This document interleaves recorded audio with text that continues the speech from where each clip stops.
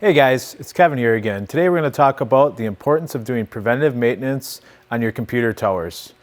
Today specifically, we have a computer for a CT system that I can visibly see that there's dust particles coming out the front, so I can suspect that this computer might be having operating problems.